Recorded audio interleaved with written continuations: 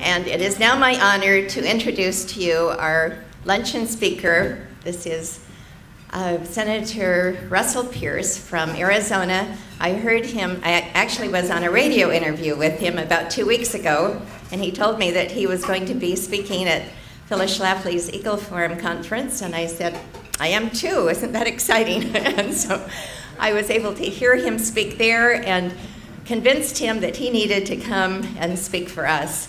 It is such a great honor to have a man who is so courageous to take on this legislation in the state of Arizona and to get it passed, and the amazing criticism and flack that he has received and threats. And I'm probably not supposed to tell you this, but I found this out from his cousin who was there, who is from Idaho. Before he became a senator, you were a police officer, is that correct? And he actually had a finger shot off by an illegal alien. And maybe he will give you more details of that. But he has been courageously standing in the face of the lion for a long time and continues to do so. And that is the Eagle Forum motto. That's why Phyllis Schlafly chose the emblem of the eagle, because she loves how the eagle faces the wind and uses the wind to even raise it higher. And she's been doing that all of her life. And our wonderful Senator Pearce is a true eagle. So please join me in welcoming Senator Russell Pearce.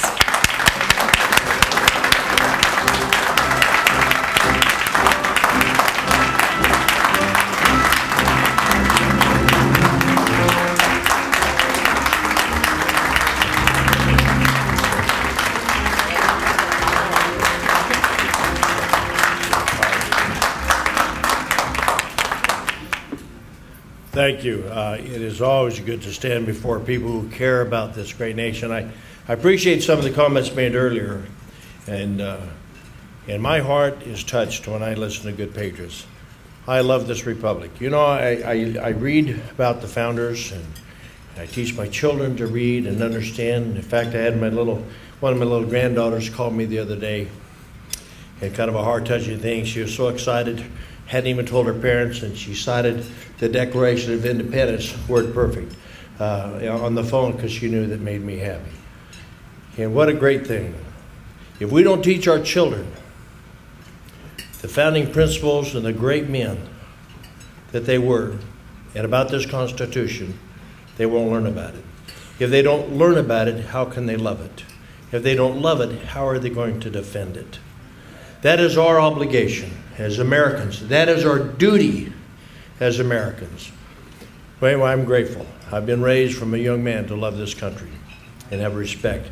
I read about the founders, and I've read about the real George Washington. I've read about the real Benjamin Franklin, the real Thomas Jefferson. I think I know Patrick Henry. I think I know Thomas Paine. I've read about these men. I've studied them. You could not read about the history of this nation, the real history, and about these men and the miracles that happened for this country to become what it is.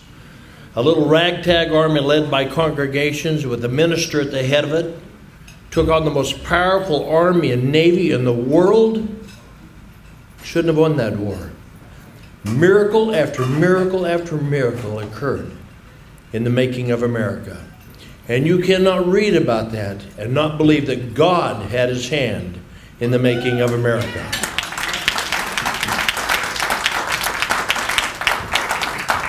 And I believe we owe that kind of reverence to this document. I believe those men were inspired. They started their sessions with prayer. They sought and invited divine intervention in their works. Think about it. This is the first Constitution ever written that started out, "We the people." Not even the Magna Carta started out, "We the people." It started out, "We the barons."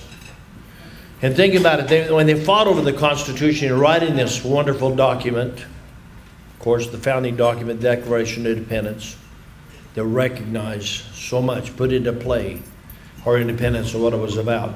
Then, of course, 11 years later, to get an actual Constitution, and we lived under the Articles of Confederation for 11 years. And they realized those weren't working. So they started putting this Constitution together. I remember those debates.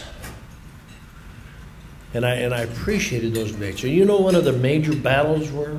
They were concerned. There were the Federalists and the Anti-Federalists and all that, and you remember that, but they were concerned. And Patriot Henry kind of led that charge about a Bill of Rights. And they were concerned about this Bill of Rights, not because they didn't believe in it.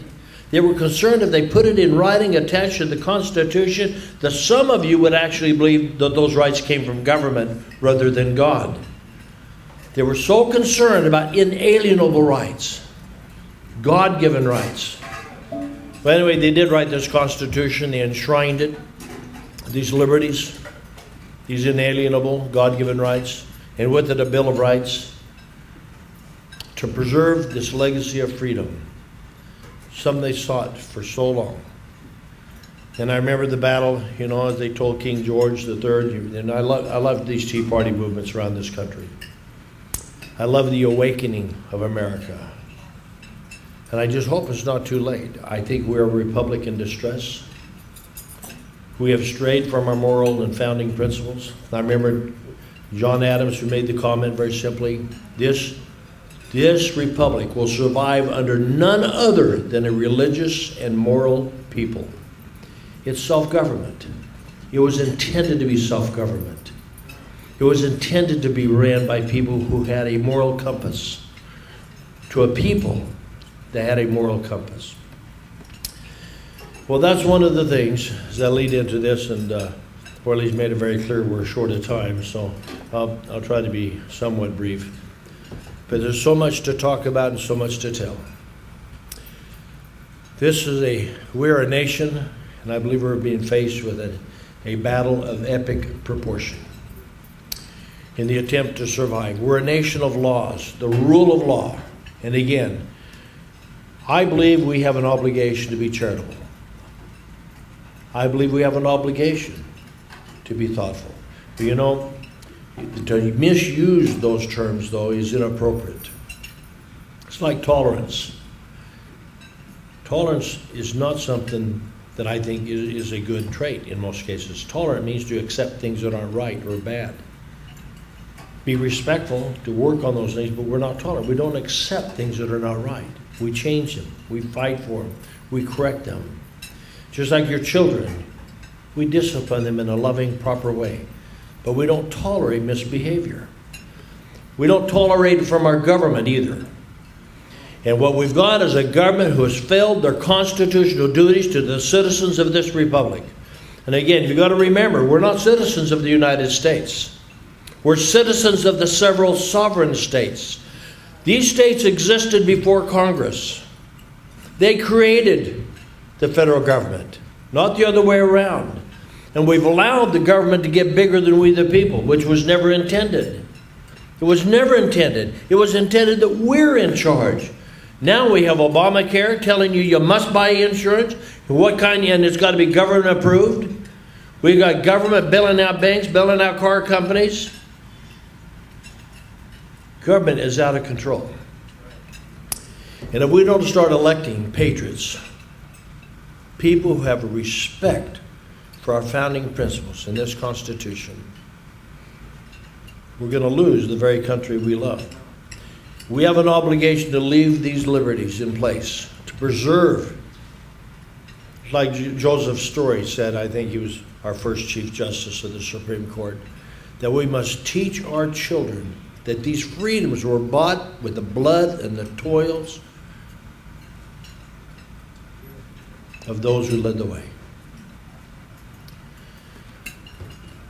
And again, I appreciate when I come to places like the Eagle Forum, family values, defending those values that I think are the bedrock of our society, those moral values of a mom and a dad and a family.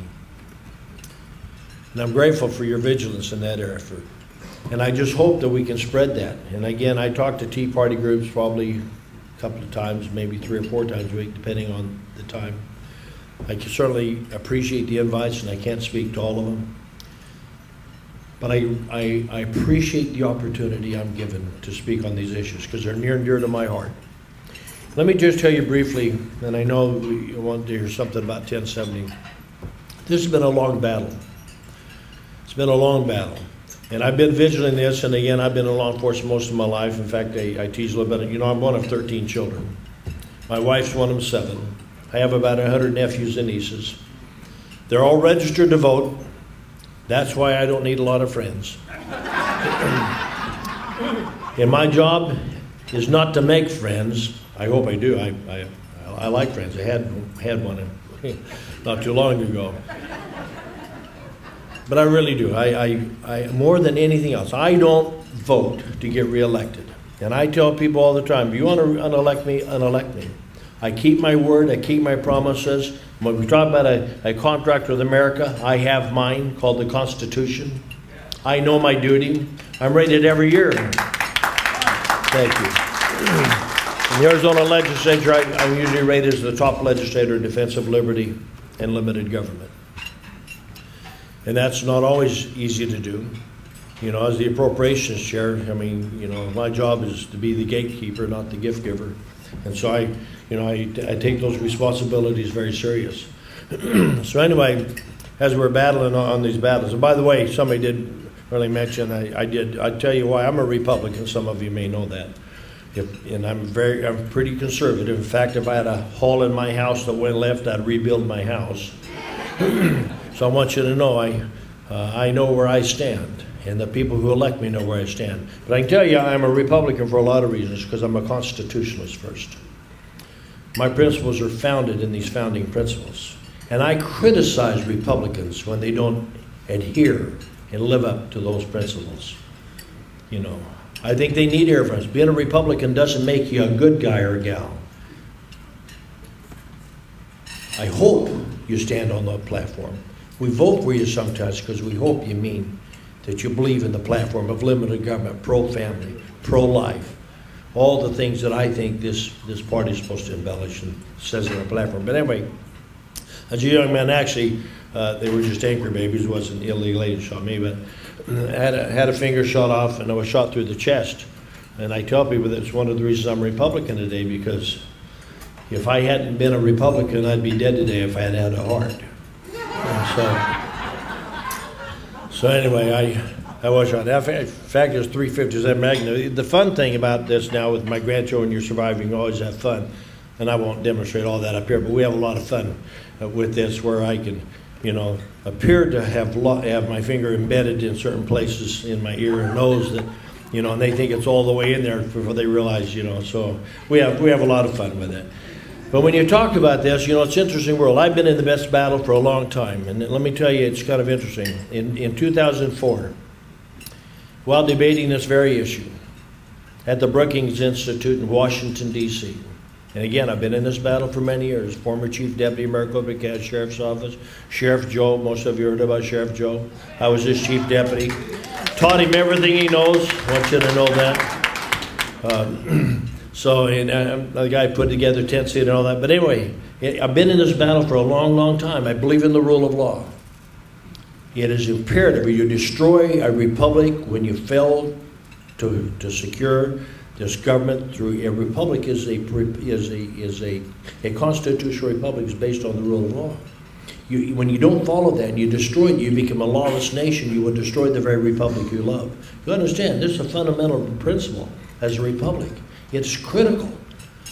You can't have a good heart that allows you to destroy your nation, and especially in a welfare state. But anyway, I'm debating this very issue in the Brookings Institute. Literally standing at the podium. And I was handed a note to call home, critical, emergency, right away. And I think, wow, I've got 13 grandchildren. And I'm thinking, something's happened to one of them. So I step in the podium and I find a telephone. I call home. My wife to tell me that Sean, one of my sons, I have two boys in law enforcement, had been shot, critically injured. Air vac to a hospital. She doesn't know how bad. So I'm finding a ride home.